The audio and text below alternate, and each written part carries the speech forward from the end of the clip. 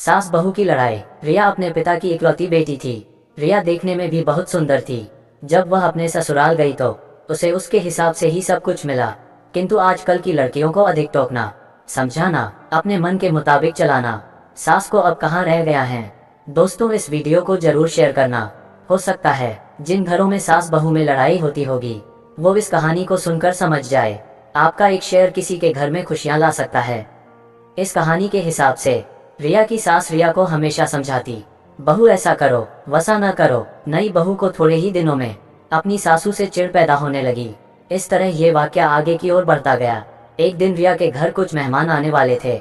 सासू बोली, बहू आज कुछ अच्छे भोजन बनाओ और मेहमानों के लिए चाय नाश्ता का इंतजाम भी अच्छी तरह से होनी चाहिए।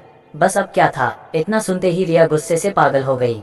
उसने उस दिन तो काम किया, लेकिन उस दिन के बाद रिया ने सोचा सास जैसा कहती वह ठीक उसके विपरीत काम करती थी। सास ने भी पुराने जमाने के मुताबिक बहू को उसके माता पिता को गाली देना, उसे कोसना और बड़बड़ाना शुरू कर दिया। दोनों सास बहू में लड़ाई झगड़ा हमेशा चलता रहता था। एक दिन रिया नाराज होकर अपने पिता के घर पहुंच गई। वह अपने पिता से बोली, पिताजी आप तो डॉक्टर हो, मुझे कुछ ऐसी दवा दीजिए जिसे खिलाकर वह बुढ़िया गूंगी हो जाए, क्योंकि वह मुझे गंदी गंदी गलियां देती हैं। इस पर पिताजी कुछ सोचते हुए बोले, बेटी मेरे पास एक ऐसी दवा है, लेकिन ये कड़वा है, वो आसानी से नहीं खाएगी। इसलिए मैंने एक उपाय सोचा है। तुम हर रोज 1 महीने तक ये दवा अपनी सास को खाना में मिलाकर खिलाती रहना। 1 महीने में वह गूंगी हो जाएगी।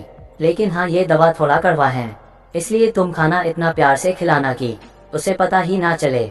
दवा लेकर रिया खुशी खुशी अपने घर आई और पिता के कहे अनुसार अपना काम शुरू कर दी। अब सास जो कुछ भी कहती उसे वह मानती और उलट कर जवाब भी नहीं देती, क्योंकि वह जानती थी कि बुढ़िया तो अब महीने भर में गूंगी होने वाली हैं। बोल ले जितना बोलना है, उसके बाद वह आराम से रहेंगी।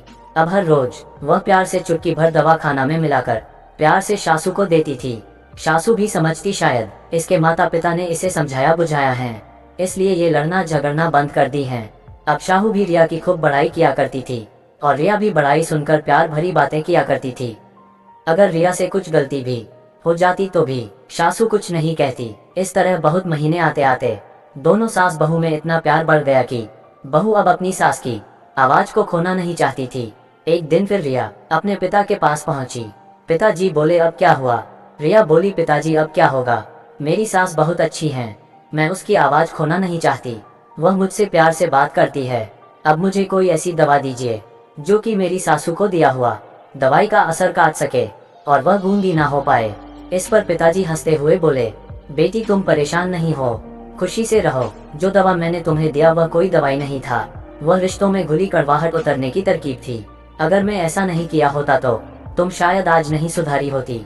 बेटी, यदि तुम अपनी सास के साथ अच्छे से रहोगी तो वह भी तुम्हें अपनी बेटी के समान प्यार करेगी। अब रिया को सारी बातें समझ में आ गई थी। उसे अपनी गलती का पछतावा भी हो गया था। रिया वापस अपने ससुराल चली आई। इसके बाद दोनों सास बहू प्यार से रहने लगी और घर खुशियों से भर गया। दोस्तों, इस कहानी से आपने क्या सीखा, कमेंट करके जरूर बताएं। आशा है कि ये कहानी आपके दिल को छू गई होगी। यह एक सच्चाई है, अगर बहू अपनी सास का प्यार पाना चाहती है तो उसे भी अपने सास को प्यार देना होगा। जिस घर में सास बहू में प्यार होता है वहाँ हमेशा खुशियाँ आती हैं। अंत में बस इतना ही, इस कहानी को एक शेयर जरूर करिए, बस समझने की देर है। इस कहानी से कितने ही लोगों के जिंदगी में खुशियाँ आ सकती हैं। दोस्तों, मिलते हैं नेक्स्ट वीडियो, जब तक के लिए जय हिंद।